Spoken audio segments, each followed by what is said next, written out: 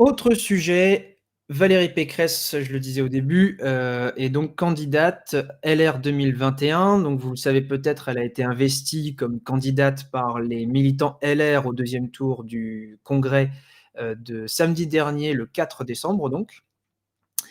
Alors, bon évidemment, ça reste, la candidate de la droite, donc globalement, elle va défendre son parti. Mais moi, je trouvais intéressant de savoir qui c'était et surtout, comment elle se définissait. Alors, Valérie Pécresse, elle se définit comme, 2 tiers Merkel, 1 tiers Thatcher. Alors, Merkel, donc Merkel, c'est, l'ex-chancelière allemande, hein, qui vient de partir, de l'Allemagne, enfin de son poste. Pour la concertation, la capacité de concertation d'Angela Merkel. Elle est ensuite, et elle se réclame de Thatcher pour, donc qui est l'ex-première ministre britannique, pour la fermeté. Alors, il faut savoir quand même que, si je commence par Thatcher, globalement Thatcher, on la connaît comme étant la dame de fer. On la connaît avec sa célèbre phrase: «Je ne négocie pas avec les terroristes». Alors, les terroristes en question, dont elle parlait à l'époque, c'était, dans les années, 80 si je ne m'abuse. Hem,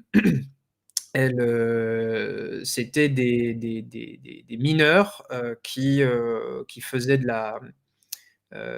qui étaient en train de manifester parce qu'elle fermait, les mines, de charbon et elle a décidé, de leur faire un peu, de rentrer en conflit avec eux. Il y a eu plusieurs morts, il y a eu, plus de 20 000 blessés. Il y a eu des gens qui ont été, il y a eu des gens qui ont été, heu,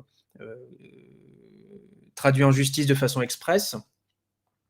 Alors, c'est d'ailleurs le parallèle qu'on faisait. On faisait le parallèle entre Thatcher et Macron pendant, les gilets jaunes, justement, au moment où il y avait énormément de comparutions immédiates. Alors, ça, c'est la fermeté et Merkel, bon, bah, globalement, la façon de concerter de Merkel, c'est, ce qui est à moi est à moi et ce qui est à vous, se négocie. Voilà, en gros, c'est ça le principe de Merkel. Voilà comment elle s'annonce. Alors elle dit: «Je suis la dame du fer». Alors là, elle fait carrément des jeux de mots. Elle dit qu'elle fustige l'inaction de Emmanuel Macron. Alors, il a bien des défauts, mais je dirais pas qu'il a été inactif. Alors peut-être pour le Covid, je sais pas. Mais il y a pas d'inaction, je trouve même qu'il est allé fort. Alors, elle dit: «Avec moi, vous n'aurez ni esbrouffe, ni demi-mesure, ni fausse promesse, parce que je serai dans le faire et pas dans le plaisir». Bref, elle est pas là pour déconner. Elle ira jusqu'au bout, sans sourciller, sans faiblir, en tout cas de ce qu'elle dit, hein, on verra bien, mais et surtout quel qu'en soit le prix. Et elle l'annonce déjà dès maintenant. Elle essaye pas d'édulcorer son discours, même pendant la présidentielle. Alors vous trouviez que Macron peut-être était, zélé, qu'il avait pas de limite, qu'il écoutait personne, bah, là on a Macron 2.0 parce qu'elle, elle a de l'expérience quand même. Alors globalement, bon, quelques mesures qu'elle veut faire, ce serait, réaliser 45 000 000 € d'économies par an à la fin du mandat. 45 000 000 € d'économies, par an, à la fin du mandat. Pour ce faire, bah, elle va, faire une réforme des retraites, du chômage.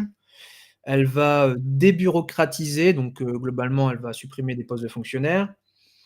Elle va faire, la lutte contre la fraude fiscale et sociale.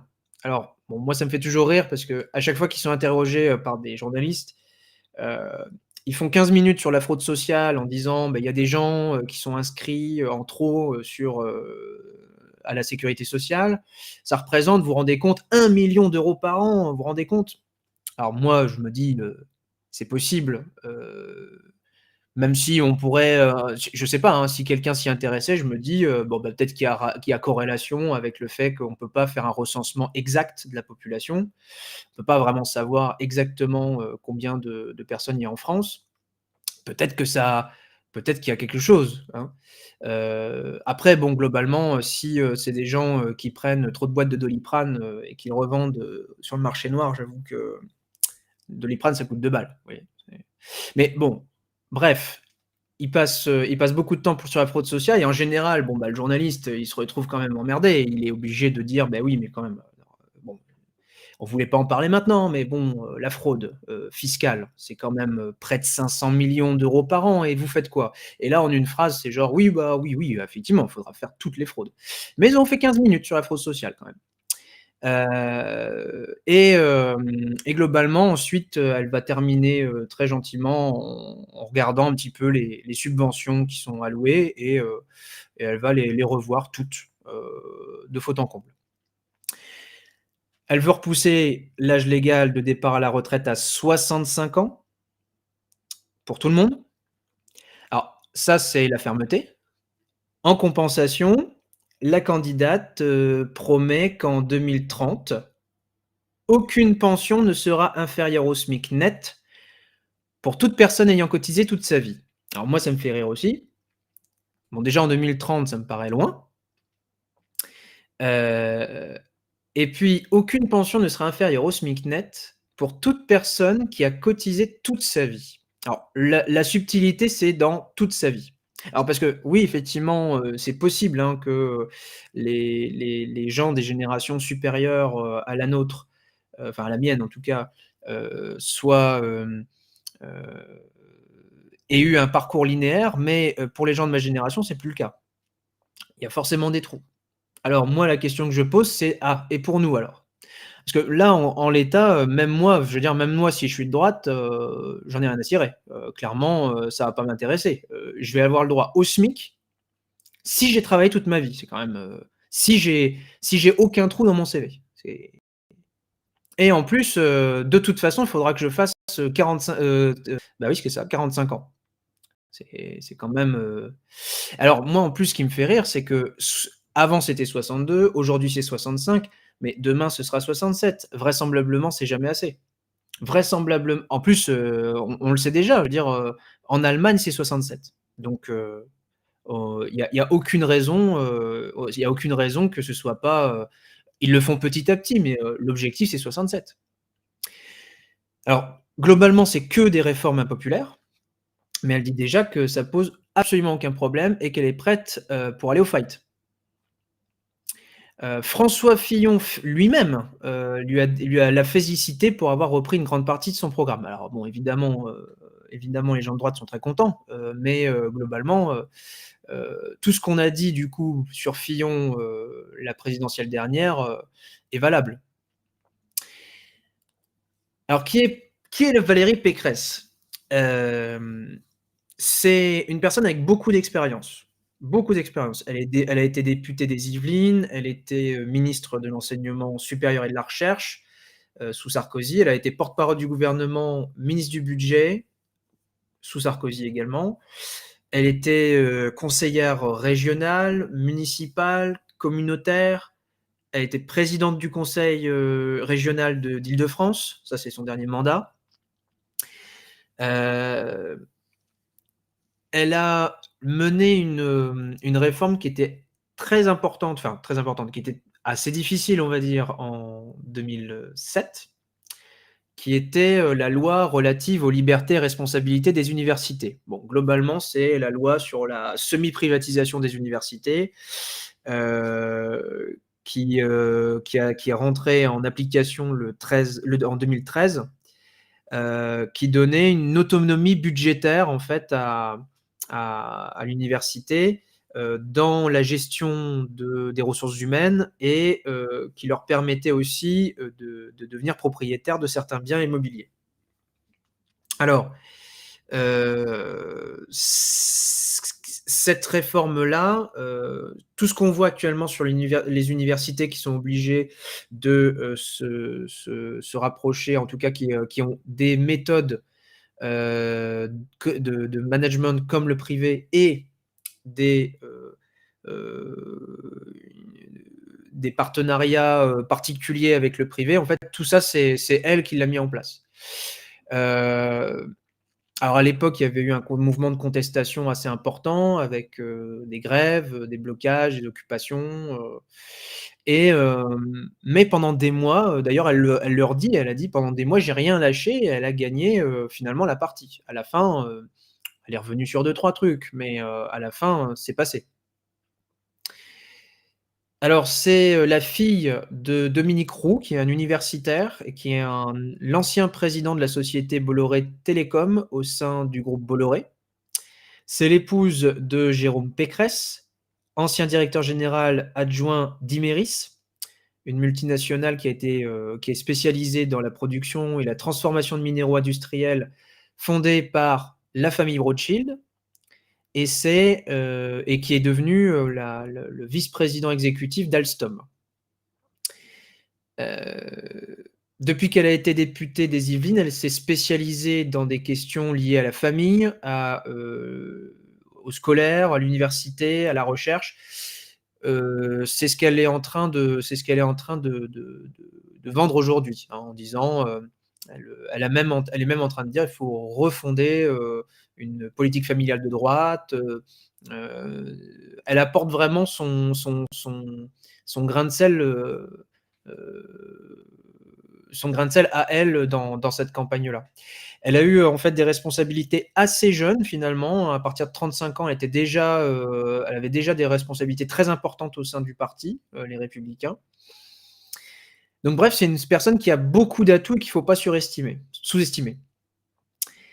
Hem, alors, c'est ça sera pas forcément évident pour elle, hein, là j'ai trouvé, un résumé assez bien fait de la situation, de Valérie Pécresse par, Bloomberg aux États-Unis, qui dit: «Le défi à venir de Valérie Pécresse s'annonce immense, unir la droite dans un champ de plus en plus fragmenté et radical, où les divisions sur l'Europe, l'économie et l'identité sont partout. Cela nécessite un programme cohérent et une ligne de parti au-delà de ses propositions actuelles, comme la dissolution de la semaine de travail, de 35 heures, la réduction de l'endettement de la France, qui sont une cible facile pour des rivaux plus à droite, l'accusant d'être trop macronienne. Alors, globalement, bah, ils disent à peu près, ce qu'on dit aussi chez nous en France, c'est qu'il y a 2 droites actuellement, qui s'aiment pas trop. C'est, la droite, Éric Ciotti, Éric Zemmour, Marine Le Pen, c'est, entre la droite extrême et l'extrême droite, on va dire. C'est, des gens qui sont très portés sur l'identité, qui veulent aller beaucoup plus loin sur les questions de sécurité, les questions, Éric Ciotti, par exemple, il voudrait revenir au droit du sang, et non pas au droit du sol, et cetera. Donc bon, il voudrait créer un Guantanamo à la française, bon, donc là, il y a un bloc de ce côté-là et de l'autre côté, il y a le centre, les centristes et on va dire les macronistes. Sachant que les LR, depuis que Macron est au pouvoir, ben, ils aiment pas trop les macronistes, parce qu'ils leur ont volé le pouvoir. Heu comment elle va faire? Parce qu'il va falloir soit qu'elle fasse un grand écart, mais ça me paraît, compliqué et chaque proposition qu'elle va faire, ben, soit ça va satisfaire l'un ou l'autre. Mais, globalement, si elle est plus drastique, sur l'identité, ça risque de faire fuir les centristes, par exemple. Si, elle s'assouplit, sur les questions, de sécurité ou d'identité, là, elle va récupérer un peu plus de centristes, mais beaucoup moins, de gens, de la droite, très dure. Alors, il faut savoir aussi que bon, globalement, il y a il y a un autre problème, c'est que globalement, il n'y a pas eu un engouement terrible pour les candidats LR. Alors ça commence à changer parce que apparemment les militants sont quand même assez satisfaits d'avoir, Pécresse comme candidate LR. Hem, un autre truc qui peut venir, l'emmerder, c'est bien sûr, le bilan, de son bilan de ses différents, de ses différentes, fonctions. Bon, sa dernière fonction, c'était celle de la région Île-de-France, comme présidente. Heu, j'ai parlé, de la loi, de la privatisation des universités, donc évidemment, que ça aussi, il y a des gens qui vont pas lui laisser passer. Elle a soutenu, à l'époque, la manif pour tous. Donc forcément, il y a des choses à aller chercher. Alors moi, ce que je conseille à des gens qui voudraient emmerder le monde, ce serait d'aller chercher son bilan et chacun prend un bout et puis, il décrypte tout ça. Alors moi, je dis ça, pour les gens qui ont envie, quand même de bon, disons que moi, je pars du principe que la gauche a perdu. La gauche, elle va pas, refaire une remontada, comme il dit, Montebourg, là maintenant. Ça, c'est même pas possible, là, ils viennent de relancer, le débat, sur, la primaire de la gauche, et cetera. Bon, il reste pas longtemps, finalement de présidentielles. Ils se mettront jamais d'accord sur un candidat commun et puis, c'est même pas forcément souhaitable. Donc, globalement, la gauche, elle va pas y arriver, je pense pas, ça m'étonnerait. Par contre, ça veut pas dire que toutes les personnes de gauche doivent s'arrêter et puis repartir chez eux. Ça, heu, moi je dis: certes, on va pas gagner, mais la question c'est comment on va perdre. Moi je me dis que, il faut pas essayer d'aller gagner. Alors ceux qui sont satisfaits, qui se sentent bien sûr, heu on va dire, qui se sentent représentés sur le plan politique par des candidats de gauche, évidemment, ils vont faire campagne. Mais les autres, ils peuvent néanmoins affaiblir les gens d'en face, ce qui est pas mal. Et là, je viens de vous donner que 2-3 cartouches que vous pouvez lui mettre à Valérie Pécresse. Alors évidemment, il faudra y aller plus loin, mais je pense que là, le le message principal, c'est quand même qu'il y a un moyen de l'empêcher de tourner en rond et je considère que c'est la candidate la plus sérieuse et que c'est elle qu'il faut aller, taper en priorité.